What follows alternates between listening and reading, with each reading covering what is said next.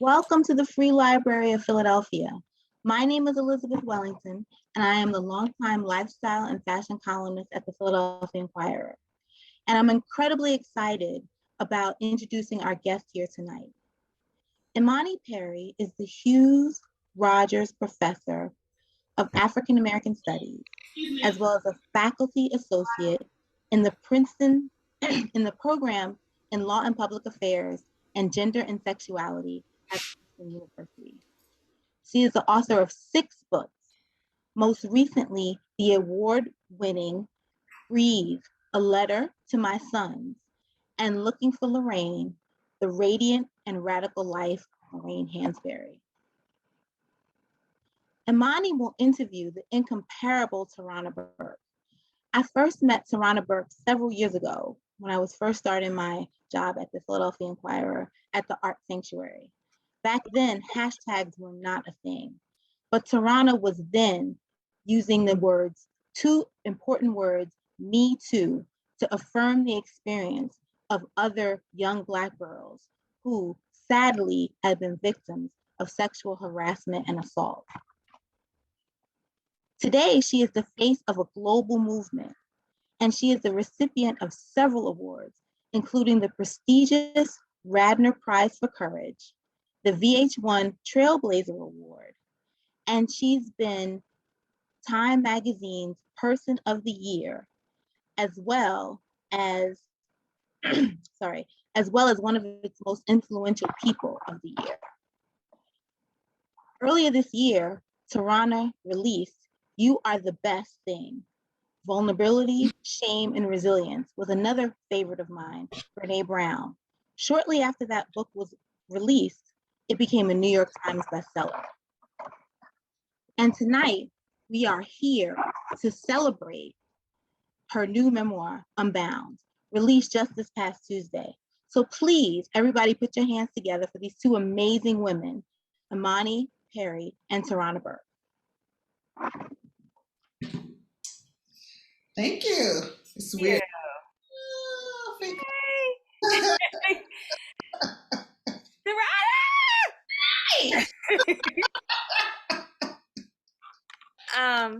Hey. How you doing, girl? I'm all right. I am just. Well, let me start by saying congratulations. This has been an amazing week. It's a series of congratulations for this incredible book. Incredible. And that it has been so appreciated and received with so much appropriate love and appreciation. And so I'm just thrilled to be able to talk to you. I'm gonna navigate between the fact that I absolutely love you as a person and I absolutely love this book, and I'm being professional, but I'm just open to it. And I'm like, every day I'm like, Mommy, Toronto's on TV, turn on your TV. Okay, so I want to ask if it's okay if you'll read a section of the book. Yes. And I want you to, I'll tell you which pages, but because I have some questions. One of my favorite sections, although the whole book is just gorgeous, but I wanted to ask if you would read, this is kind of a lot, but I think it would be wonderful especially for folks who haven't read the book yet, from the top of page 68 to that sentence that ends on the top of 73. I'm going to say something that's going to sound crazy. Yes. I have the other book here. So let me make sure. It's the page number. Where it starts, my favorite class was honors. Okay. So the top of page 68 to that, just finishing that sentence at the bottom of 72. Oh, okay. Well, here we go. My favorite class was honors English. My mother was the reason that I fell in love with literature. Our home was a Black woman's literary paradise. She had hundreds of books all over our house, and a majority of them were by the most beloved and revered Black women writers of our lifetime. Toni Morrison and Alice Walker, Gwendolyn Brooks and Ntozake Shange, Nikki Giovanni and Maya Angelou, and among others. I was drawn in by the pretty covers and spectacular titles. Maya Angelou's books in particular were dazzling and inviting, but every time I asked my mom if I could read one, she would say I wasn't ready. I obeyed her and left the books alone, but my curiosity only grew. One day, while my mom was out of the house, I couldn't help myself. I snuck her copy of I Know Why the Caged Bird Sings off the shelf. I had to have been around 12. I had assumed my mother held me back from reading the book because she thought it would be too difficult to understand. But the words came easy. It didn't take long before I was hooked. Reading the opening chapter about young Maya running out of the church peeing on herself reminded me of a similarly embarrassing moment in my own life. There was something so strangely comforting about reading how she laughed at her embarrassment, even though she knew the adults would punish her and the other kids would tease her. I found myself wishing that I was her friend so that I could learn to laugh at myself too, even when I was scared. I kept reading, fascinated by the way she talked about her thoughts and emotions and how many of them mirrored how I felt about myself. And then Mr. Freeman was introduced. I understand now why my mother might have been wary of my reading this book too soon. Maya Angelou wrote about being molested and raped by her mother's boyfriend when she was 8 years old. My mom, who had no idea that my life was being mirrored in this book, likely didn't want me to read it in an attempt to protect me from an ugly reality I had unfortunately already experienced. Instead of being horrified and compelled to ask incessant questions, I was being introduced to a truth that would forever alter my life. My 12-year-old mind had not understood that this was a thing that happened to other girls who were innocent. I thought it was just me, or at least girls like me. I thought I was the kind of girl who bad things happened to. When I read about what happened to a young Maya Angelou, I was able to read her as innocent in a way I didn't allow of myself. Maya was decent and nice, and it seemed egregious that God would have allowed something so horrible to happen to her. It was the first time I ever realized a little girl like her could have gone through what I went through. I finished the book and kept what was now, in my mind, our secret. To my 12-year-old self, Maya Angelou was just another name on my mother's bookshelf. She wasn't Dr. Maya Angelou, the esteemed poet, author, activist, and all-around legend. She was a lady who wrote a book that shared my secrets. She was my confidant. I no longer felt alone. By the time I was in high school, my love for Maya Angelou and her work had only grown. So I was excited when we were assigned to read and interpret her landmark poem, Phenomenal Woman, in my honors English class. My teacher, Mr. Pete, was a roundish, middle-aged white man with a dirty blonde comb-over and an unkempt, bushy mustache. He was more partial to tweed car coats and brogans than to the khakis and polo shirts his fellow male teachers wore. I remember him always smelling of old deli meat, but he prided himself on thinking outside of the box and didn't seem jaded by the daily barrage of brown faces like many of his contemporaries. He prided himself on coming up with new and inventive ways for us to learn, and when he thought he was connecting with us, a sly smirk would creep across his face, and he'd start to walk with a little bop in his step, basking in his white liberal glory. The day he introduced Phenomenal Woman to the class was one of his glory days. He passed out the handout saying, "You guys are so going to love this." He seemed very proud of himself for having the poem in his Black History Month curriculum. Most of the class didn't know the poem, and many didn't know who Mama Maya was. But a jolt of excitement went through my body when I saw her name on the paper. My hand shot up to volunteer when Mr. Pete asked for someone to read the poem aloud. A classmate and I took turns. My body was buzzing the whole time. My worlds were colliding. I even caught myself wishing my mom was there to watch me. I was in full performance mode. I took my time with each phrase, acting out and over-enunciating. I wanted my classmates to laugh, but more than anything, I was proud to be speaking her words. Sorry. When we were finished, Mr. Pete thanked us for reading and turned to the rest of the class. What do you think this poem is about? Someone quickly raised their hand, barely waiting to be called on. They said, it's about her letting the world know that she was fly. The class laughed, and Mr. Pete nodded vigorously, using the student's comment to launch into his own interpretation. It was her way of saying, hey world, look at me. I'm a Black woman, and I'm just as good as any white woman. His comment irritated me a little bit, but I couldn't quite pinpoint why. He quieted the class and put on a videotape of Dr. Maya Angelou reciting the poem. Then it hit me. The entire class sat intently listening to the performance, but I was holding my breath. In all the time I had spent being enamored by her life, her strength, and her words, I had never actually heard her voice. Her regal tone and accent and protracted enunciation were unlike anything I had ever heard from a Black woman.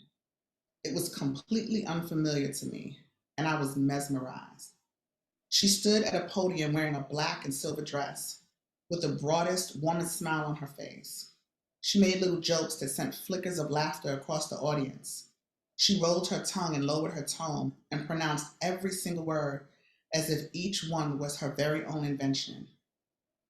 She was absolutely divine. My mother's all-time favorite artist is Patti Labelle. I always thought of her presence as big, grand, and divine because of her big hair and sparkling clothes and that booming voice that commanded your attention. Here was Dr. Angelou standing at a podium, and though beautifully dressed, she was using nothing but words to command such a presence. Now, should I keep going? Please, this next page. I'm sorry, I know it's a long piece, but I just want people to hear this next page, if that's okay. When the performance was done, Mr. Pete stopped the recording and went into this weird diddy bop movement he'd like to do. She's talking jive, right? She's kind of trash talking and saying, yeah, I'm better than you and you better believe it. He said all this with his smug smirk, mocking jive talk in this ridiculous way only a white person would. My breath came back to me all at once. What are you talking about? No. Mr. Pete turned to me calmly. He was used to my outbursts and gestured for me to continue. Okay, Tarana, elaborate. He always pronounced my name wrong. No matter how often I corrected him, he said Ran in the middle instead of Ron. It worked my nerves. I might not have known the term microaggressions then, but I was old enough to peep that he was doing that shit on purpose. I leaned forward in my seat, my words slow and deliberate, trying to walk back my attitude. Maya Angelou was talking about appreciating who she was as a Black woman because nobody else would. She wasn't jive talking or comparing herself to a white woman. All Black women should feel the way she felt in the poem because we are all queens. It was the 90s. It was the 80s. That's right, yes. She never once mentioned white women or being white at all. Excuse me. I was passionate about my response. It was just like a white man to open his mouth and believe she had to be talking about them, and I wasn't having it. I kept going. This poem is powerful because she is powerful, and we're not even talking about all the stuff she's been through, I explained. This is a poem about a Black woman making sure the world understands that she is not defeated despite what they might think of her.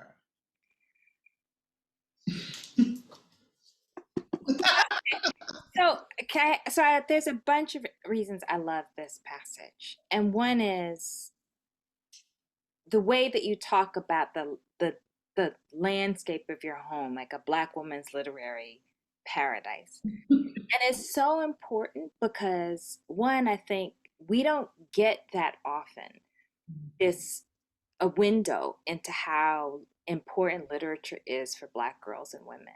And especially in the 80s and even the night when our faces weren't very many places. Like our stories were in books, not visible. And Yeah. also the books could share, I mean, when that encounter you had on the page with I Know Why the Cage Bird Sings, and I'll say, and I'm not the only one to say this Unbound feels to me like this generation's I Know Why the Cage Bird Sings. And really, in a whole bunch of ways, which I want to talk about more, but it feels like, there's a space that can happen where you can connect through literature, sometimes things that are hard to say. Yeah. Yeah. Absolutely. Yeah. I found so many. I mean, there was I Know Why the Cage Bird Sings, but there was also The Bluest Eye. Right? Yes.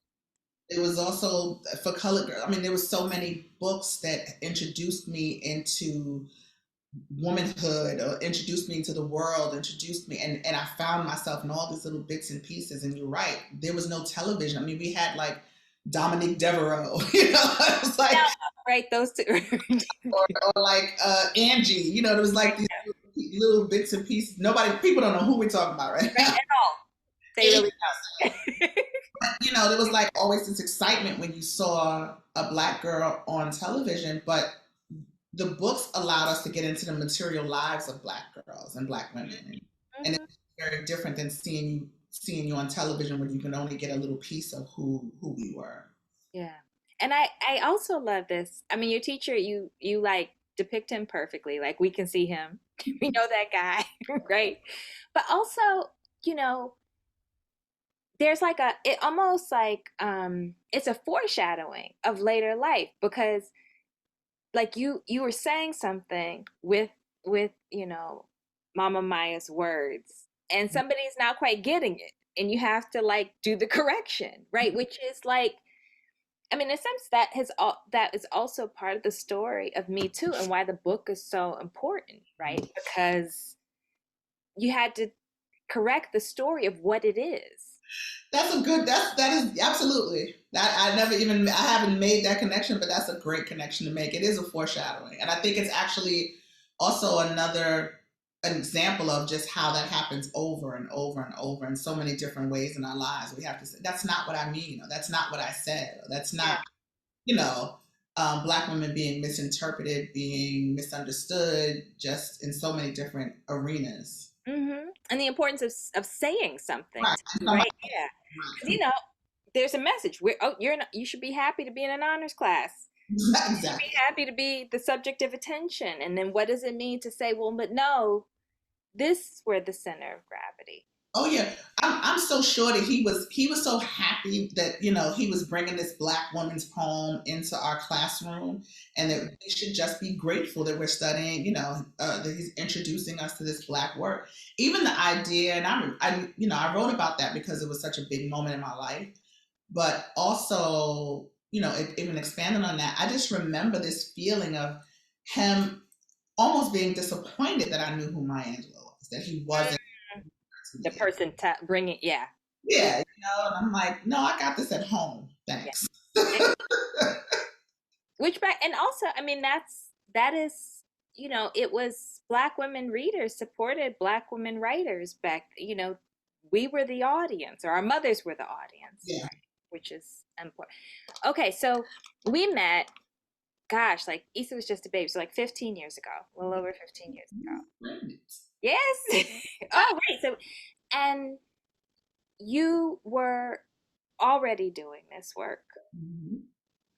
which is something that, as many times as you've said it, the world doesn't always seem to understand. And one of the things that for me, is really beautiful about the book is you connect, Me Too to the movement work that you were nurtured in, but also that you came from, again, at home, mm-hmm. and then through 21st century, like where your life is you come of age with movement, essentially. Yeah. I am definitely shaped by, I come from a very conscious family, right? My granddaddy was a race man for sure. And so I was raised with that level of consciousness, that you can tell, at our age now, you can tell folks who are raised reading certain things, being exposed to certain things, right? And so I love that. I love being that's a part of my history. But it was really clear. The thing I think that is a disconnect in some of that upbringing for a lot of us, you're raised in those kind of families, and your endeavor is to go to college and do really well, maybe go to HBCU, or, you do really well and you contribute back to your community. And that is either financially or whatever way you move back home. I think there's this really particular path you can take. I had a yearning to do something about the injustice that this information had helped me identify, right? I'm like, well, now what racism is, right? You taught me what oppression looks like. You're teaching me these, about white supremacy. What do we do? What do we do? Mm-hmm. My mother and my grandfather didn't have those particular answers. They just wanted me to make sure I had the information. And then it was once I was introduced to current movement, people who were part of the legacy of the civil rights movement and the Black Power movement and the labor movement and those kind of, the movements of the 60s and 70s and 80s and 90s, once I was introduced into that world, that's what shaped, it took the information that I had been given and nurtured within my family and helped to take that energy that I had building up in me and put that out into the world. And so my inclination was to organize.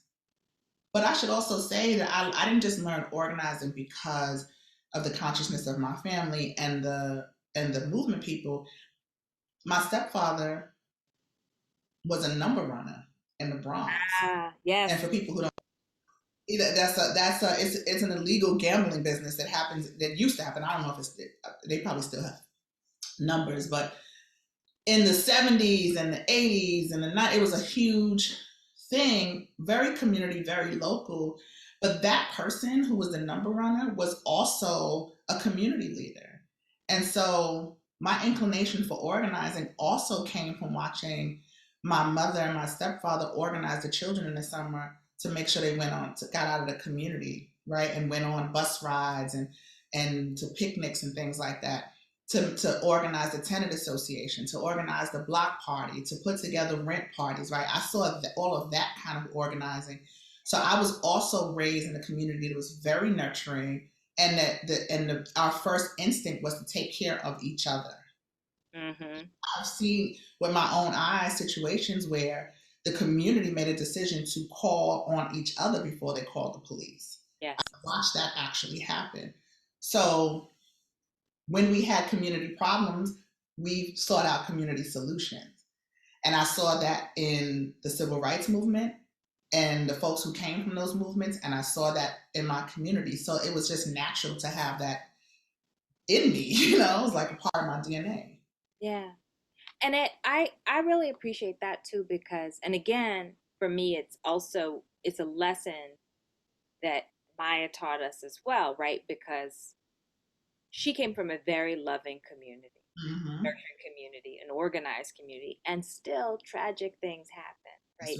That's the reality, right? And then became an organizer and a writer, right? An organized person and a writer, right? And I remember, like, you had a blog some years ago, and you write these absolutely gorgeous pieces, like just sort of not with a like intent to do a particular thing with them, but to share. And they were, and I remember being like, this woman is a writer, right? Like a writer, like not a blogger. I mean, not to diss bloggers. I know they're wonderful, but and so I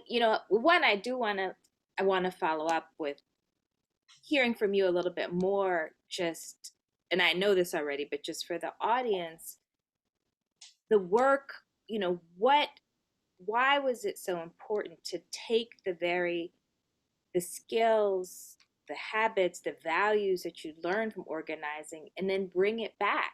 And in some sense, turn it as a mirror onto our own community. Okay, now this is something that is worth our organizing, our compassion, our passion, our commitment, as much, sexual violence, as much as, or more than anything else. It's the most, Yeah.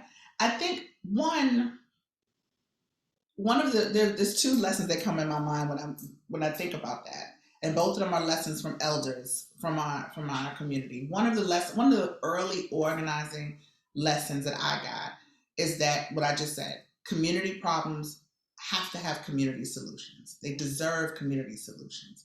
And that's how I was taught to look at things. If something is happening in our community, the community should rise up and respond to it. We should not be waiting for people to come from outside the community to resolve our problems, because those are not people who are invested in and care about it. It has to start with us.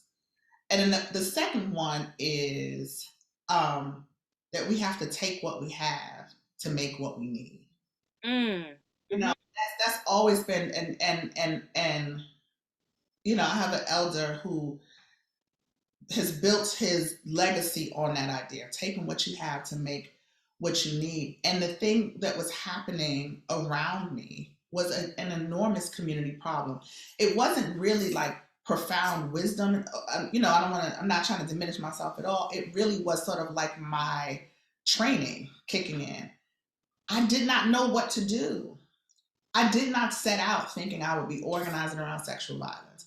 I did not set out thinking I would be doing any work around sexual violence. I wanted to do youth leadership development for Black girls. I wanted to do the work that saved me, right? When I discovered 21st Century, it changed me. It gave me a place to put my energy, and to sort of displace the feelings I felt about myself so I could feel a sense of worthiness. And I wanted to give that. I wasn't fully developed yet, right? So I wanted to give that to other little Black girls. And in an attempt to do that, I realized there's a root problem here that we're not addressing. Now, there's several root problems, right? We can talk about poverty, we can talk about education, right? There are all these root problems that need to be tackled. But this particular one was one that I was deeply familiar with. And I watched other people dismiss it as a social problem, as a social work. You know, this is not like people do sexual violence in general, right? This is an individual problem. This is not about the community. This is just one-on-one. And it felt like, this is contrary to what you told me. This is what y'all told me. You know, this is what you said. And so that training sort of just kicked in, and it was like, oh, okay, what would happen if that was applied to this? Right. What would happen if we were to respond to this, what I'm seeing as an injustice around us? How is it not an injustice for a 12-year-old to lose bodily autonomy? Right. How is that not an injustice? Yeah. How do we not? I've also, the other training you have as a young organizer, right, is that we have to be responsive to people's basic needs, and we always define their basic need as food, clothing, and shelter. You got to make sure people have food, clothing, and shelter. Those are not our basic needs. Those are not our only basic needs. People have to feel whole. Yes.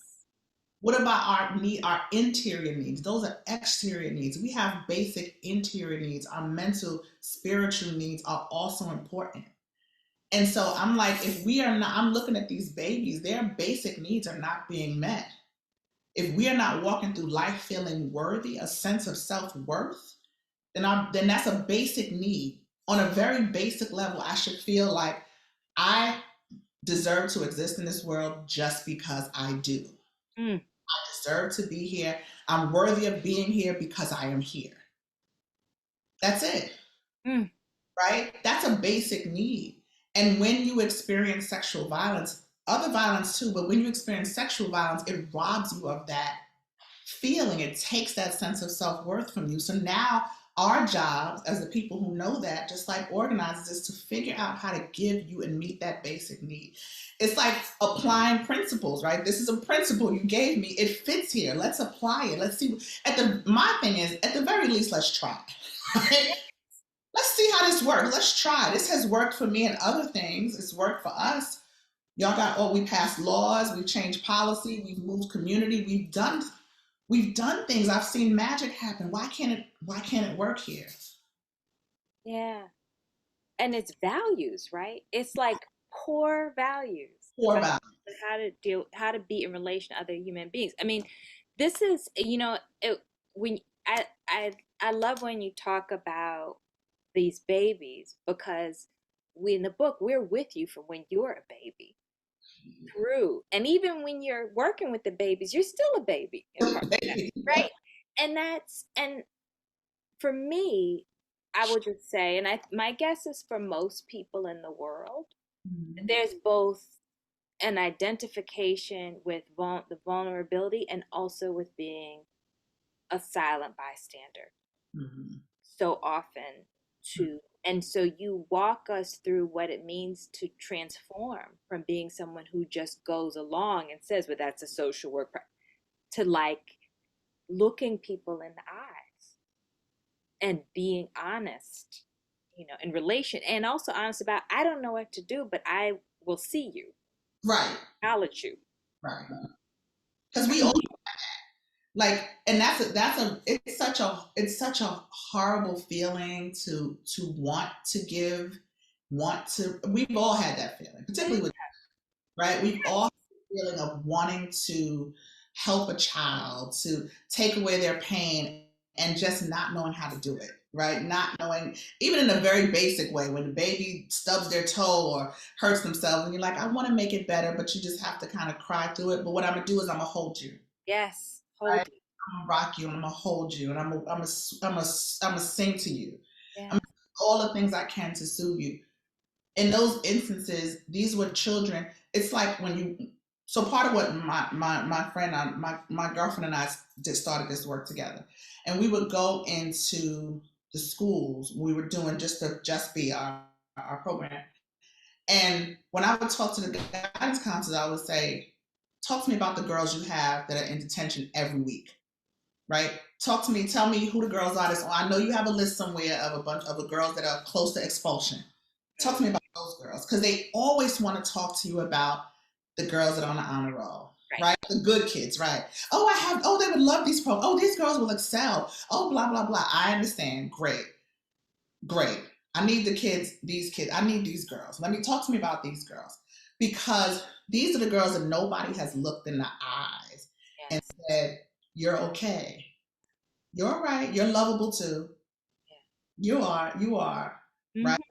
These are the kids, the same ones who need the same soothing, right? The same love, the same healing. Nobody had breathed like the possibility of healing into the lives of these kids. If somebody had said to me at 12, none of this was your fault.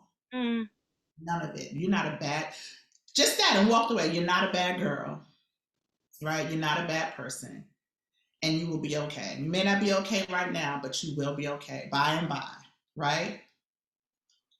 That little thing, that nugget in my mind would have been so valuable. And that's really where I started, because I was like, that's all I got for you. You know? Yeah. And but I mean, but there's, right. So that's where you started, and then you build.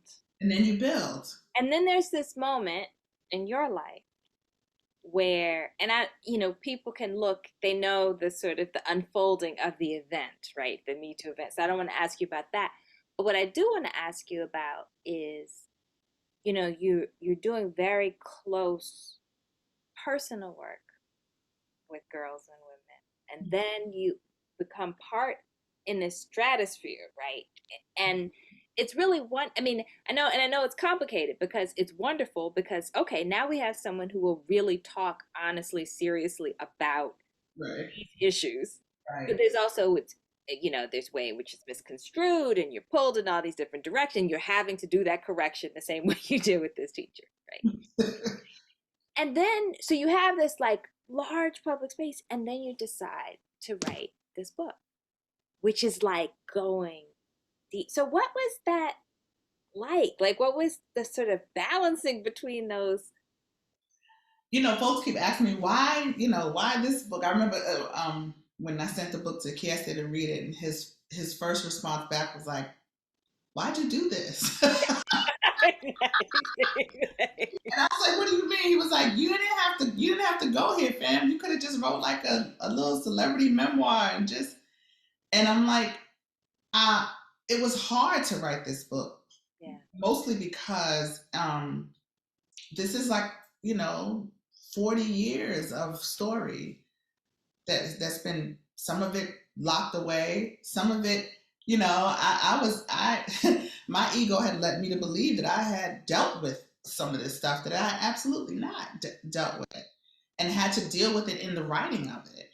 And then there's like this expectation that I'm going to tell a story about like going to the Golden Globes and being on the cover of magazines. And that's not, and I might tell that story one day, but it'll certainly be after I have had time to sit with and process what it means and what it ultimately means in the grand scheme of my life and my work, not 4 years later, right?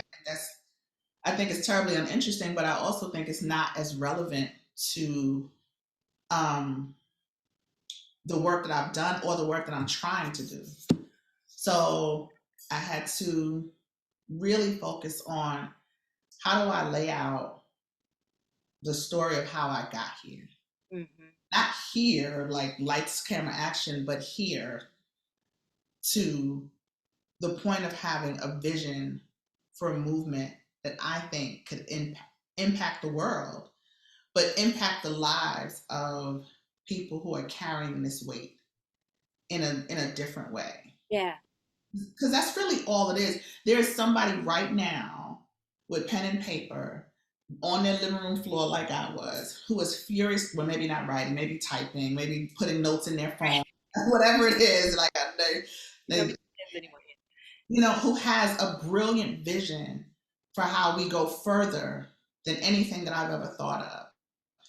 It's going to take multiple visions for us to even to put a dent into this thing, because it's just that insidious, is that far-reaching, and the breadth and depth of how sexual violence impacts the world requires multiple visions. It requires multiple inventions. This is just a singular one. Yeah. And so I wanted to write the story of how we got to this vision. Yeah. Why it's important not to divert away into these other things, because I think the vision of it is really important. The origin and the vision is important to understand, so that we can stay the course, sort of. Mm-hmm. There are questions, so I'm gonna turn to the questions and not just make everybody listen to my questions. But I just related to what you just said. What I love is use the language, my story of liberation, and that's a very different word than like my story of healing or my story of coming into the some right, that liberation is really the thing that's indispensable, right? Like being freed of, and then the creation of the world, like what you keep saying, that's collective. Oh yeah. Yeah. Yeah.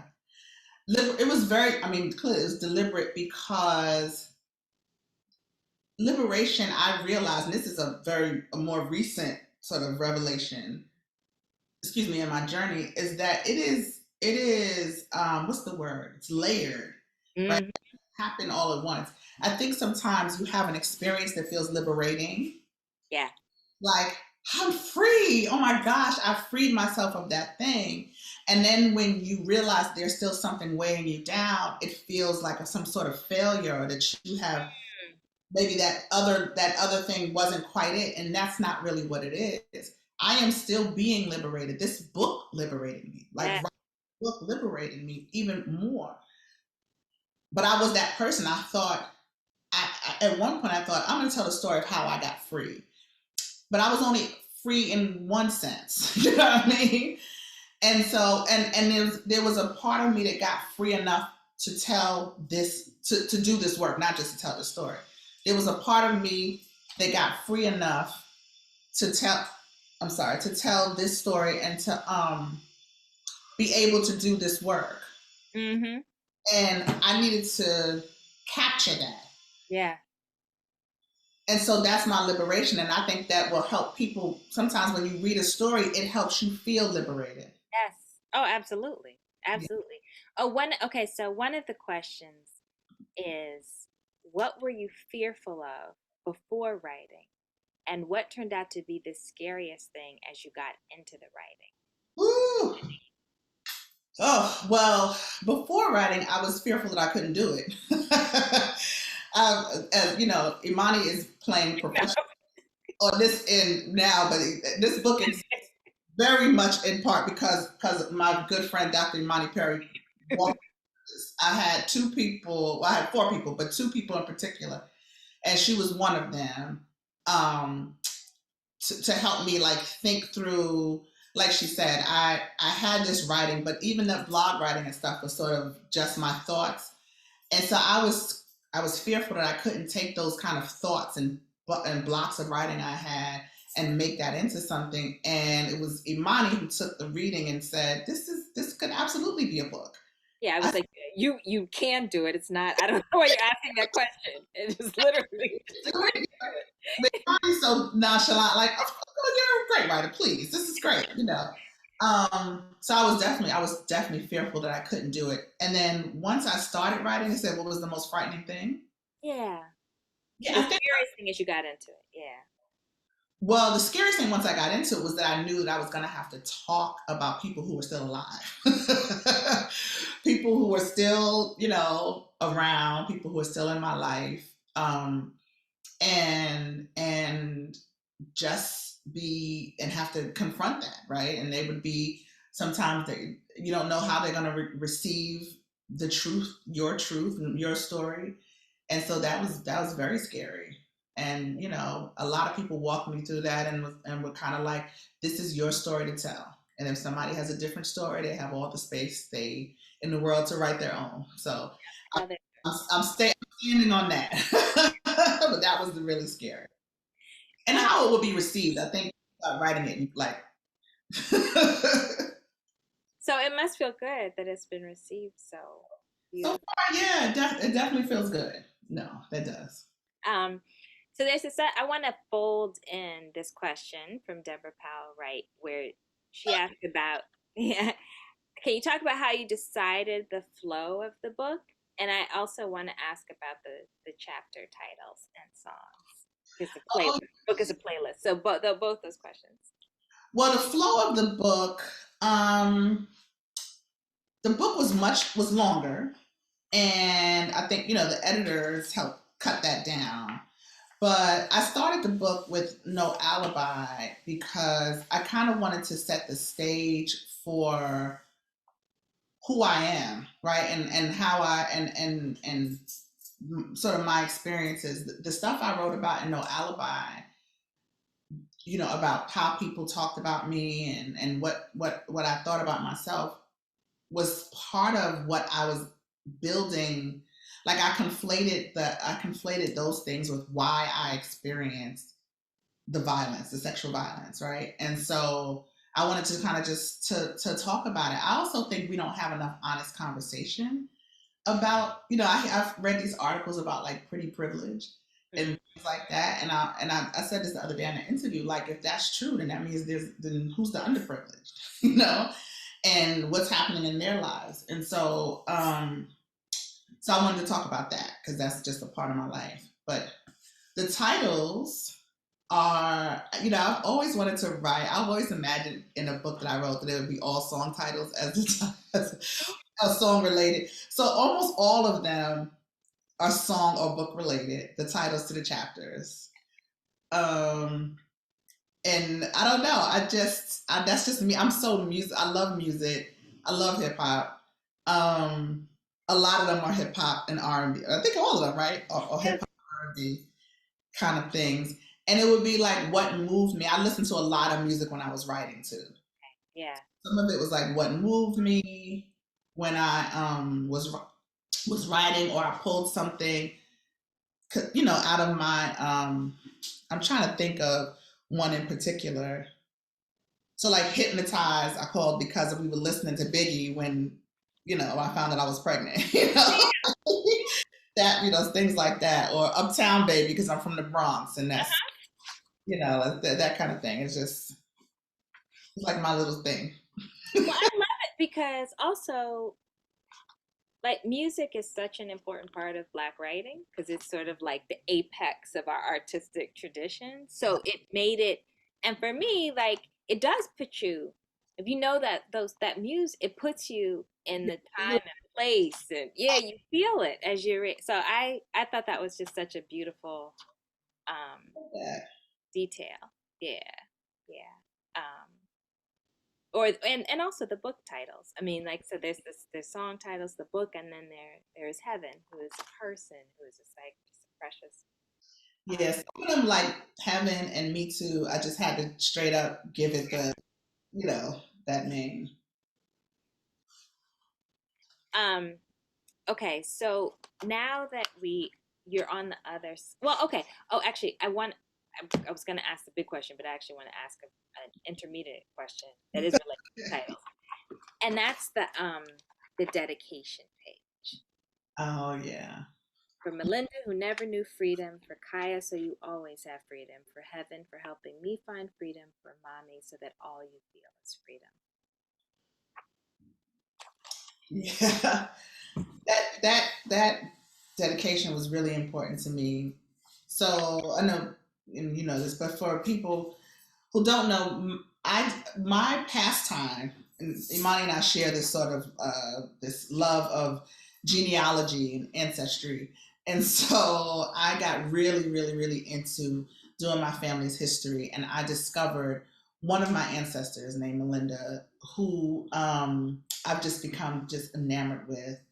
And when, in a very quick, briefly, when in 1863, 1865, am I getting the years wrong?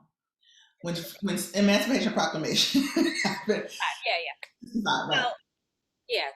Freedom is the Emancipation Act, 1863. When Freedom. free, Okay, 1863. she left from the house where she was enslaved, and she went to work as a servant, if you will, in the home of the son of her former enslaver. And she, I think, died there after his. I'm assuming. My presumption is based on my research that she died in his home, taking care of his wife who got ill with pneumonia. And so she never knew freedom, and she gave birth to 11 children, 6 of them by her former enslaver. And it just pains me. Her story just gives me so much. I mean, I some stuff resonates, and just some stuff gives me pain. So I wanted to write for her because the idea that I have the freedom to liberate myself, not just literally walking around without chains, but just I think about her life, her material life. Like, did she love? Did she dance? Did she ever have time? Because the other men she fathered children with, who fathered her children rather, went on to be pastors and shoemakers and doctors. So they had lives, right? And we know about their ups and downs and all of that, but we don't know anything about her. So I wanted to dedicate the book to her. Of course, my baby, Kaya, who is, everybody who knows me knows is my whole heart, is young still, and young enough to also use this book as a blueprint in other ways that are more intimate than the average reader, obviously, to maybe help navigate away from some of the decisions I made, to connect with some of the things that I did. Like, I just want to make sure that they always have freedom. And Heaven, if you read the book, you'll read about a young child named Heaven who just really changed me deeply. And so I wanted to thank her for helping me find freedom. And then there's my mom, because if you read the book, you see our relationship and how it changes from the beginning to the end. I just want my mother to feel, my mom's 71, and that's a different generation, different, thinking, different, whatever. But it really is never too late. It's just never too late to feel freedom. It's something that is so tangible, it's so available to us. And I think particularly Black women of a different age, a different generation, feel sometimes they live through their children or they watch how life changes and think, this is great that y'all have it, but I'm gonna just stay here locked in what I know. And I want my truth, my ability to be truthful, whatever people see as truth telling and courage and liberation in me, I want my mom to feel that. Mm. No matter what age she is, I want my mother to feel that. I don't want her, I want whatever, I hope she has a whole bunch of time left here, but that the time that she is here with me on this earth, I want it to be free and uninhibited. I want that for all Black women, right? In particular, all Black women. I want my aunt and my aunt is, I don't know if she's watching because I sent her a link, but my aunt is here. My aunt is 60. She looked 40. Because Right. but she is so inspiring because she's 60, but she would try new things all the time. Down to do whatever. Auntie, I'm going to songs. I'm gonna go, come on, let's go. I just love that. And that's a part of feeling free. And so anyway, that's what the dedication is. I just love. I mean, there's something. There's so much. I feel like there's so much. I mean, the world. There are certain people who don't love and appreciate you, but there's so many more of us who love and appreciate you. I mean, from a distance as well as up close, right? For those of us. But the book is, I think, more than anybody who doesn't know you intimately would have expected or known. And one part of it is that incredible love, right? That multi-generation. There is so much love all the way through, even for those who you might not be expected to have sensitivity or love for. It's just such an incredible gift.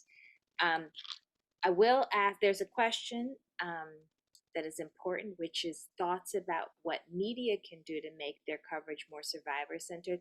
Maybe I'll also modify that question a little bit, but what all of us can do to be more survivor-centered.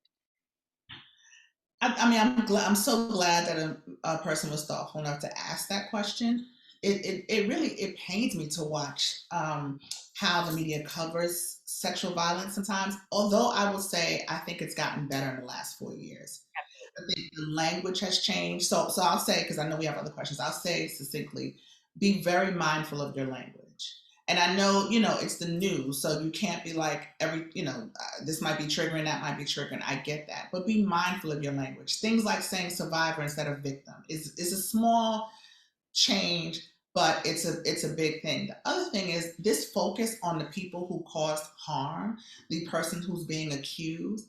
It is really hard to turn on the television and watch this probing into the lives, right? You humanize the person who is either the perpetrator or the accused, whatever, and you dehumanize the person on the other end who said I've been harmed, right? They become flat all of a sudden. They're just the person who came forward, the accuser, the victim, the person who came forward. That's it. That's all we know about them. And then it becomes this person who worked here, who went to school here, who did this, who's married, who's not married. We know about those lives. So I think some balance in that would be helpful. It's also helpful to understand the breadth of sexual violence, and that it is, and when I say the breadth of sexual violence, there's a spectrum that happens, and everything from harassment to murder can fall under the spectrum of sexual violence, right? Do some due diligence around that. We have a site called Act2. You can go to metoo.act2.com and read and listen to podcasts. It'll give you books to read, articles to read. Do some due diligence. And one last thing, tell a bigger story. Stop waiting for the next Me Too thing to come forward to talk about sexual violence. It doesn't have to fall under #MeToo to be relevant. Black women have the second highest rate of sexual violence experience in this country. Indigenous women have the highest rate of sexual violence in this country. Talk about what's happening on reservations and in pueblos around this country, how people coming from off the reservation are coming on reservations to rape and murder Indigenous women. When you talk about police violence, talk about how Black women are experiencing not just police harassment, but sexual violence at the hands of law enforcement. There is a bigger story to tell than Harvey Weinstein and Bill Cosby. So you want to do a better job? Be journalists. Be curious. Not just because you're an activist and you want to do the right thing, But there's a bigger story to tell. Be intellectually curious about this as a topic, and you will find a plethora of things to talk about. And I'm gonna let the last question go to one of the folks who posted a question, because I think it's such a profound one about seeking words of advice for survivors who have trouble getting past feeling so much shame. So, question: transition from shame to what? To, This shame to shame resilience, you know.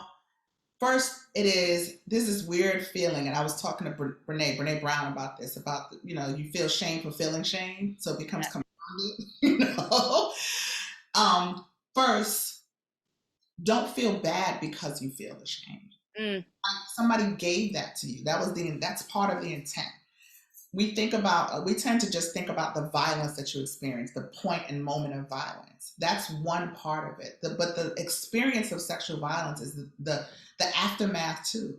It's what it leaves you with. It's the memories, it's the triggering, it's the shame.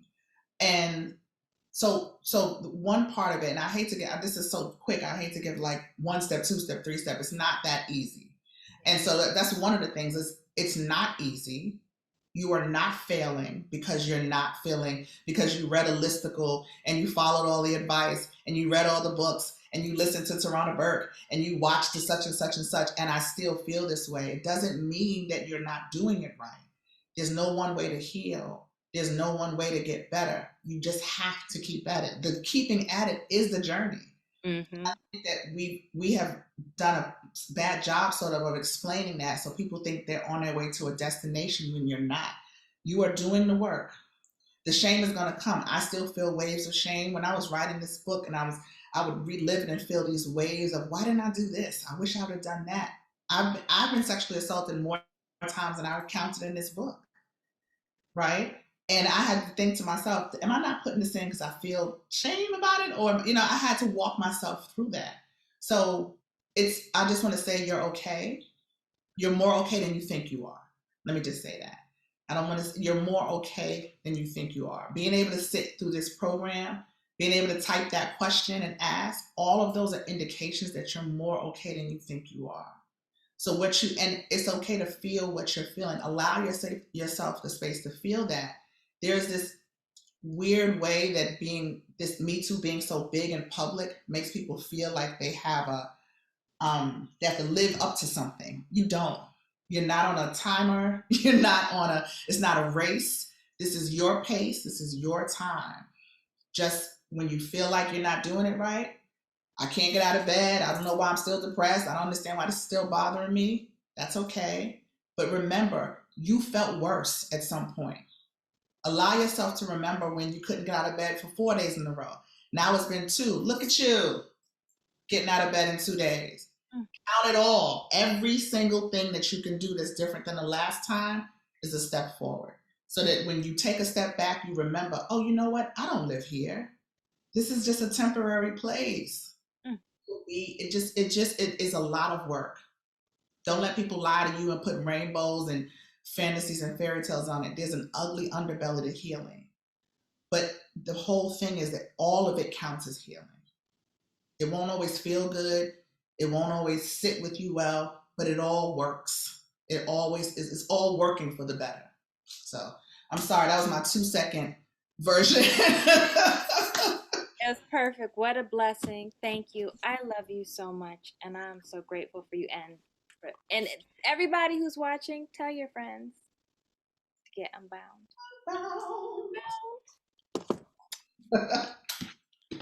See you tomorrow. Bye. See you tomorrow.